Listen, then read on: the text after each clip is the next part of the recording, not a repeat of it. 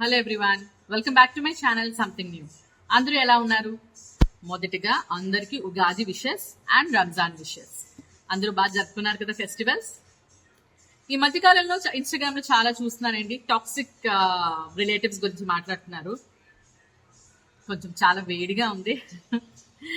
అస్సలు ఎండలు మండిపోతున్నాయి కదా, నాకు కూడా చాలా చాలా వేడిగా ఉంది.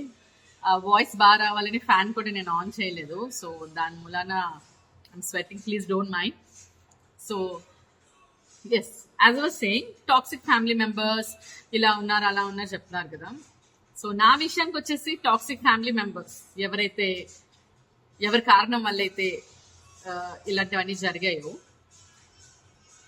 టాక్సిక్ ఫ్యామిలీ మెంబర్స్ ఎలా ఉంటారంటే, వాళ్ళు చేసింది తప్పని వాళ్ళు ఒప్పుకోరు, ఈ జన్మలో ఒప్పుకోరు. మీరు ఫైట్ చేయండి, గొడవ పెట్టండి, కేసులు వేయండి, పోలీస్ కంప్లైంట్లు ఇవ్వండి, ఎన్ని రకాలు చేయండి, వాళ్ళు చేసింది తప్పని వాళ్ళు ససేమేర ఒప్పుకోరు. ఏమైనా అంటే నువ్వు మోసపోయి అది నీ తప్పు, మమ్మల్ని బ్లేమ్ చేస్తే ఎలా? చెప్పాను కదా, ఫెయిలియర్స్ అన్నారని మమ్మల్ని. అదనమాట సంగతి. అలా ఉంటారనమాట toxic family members.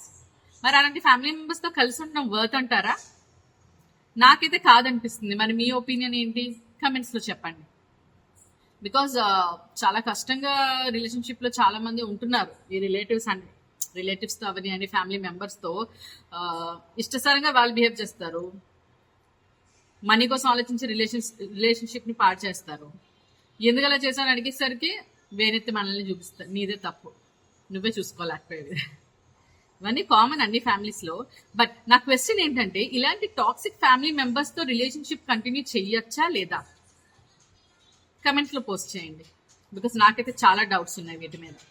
Okay, thank you very much for watching. ఇలాంటి వీడియోస్ ఇంకా పెడుతూ ఉంటాను. వీడియో పూర్తిగా చూడండి and please like, share and subscribe. And also follow me on Instagram ID డిస్క్రిప్షన్లో పెడతాను. Okay, thank you.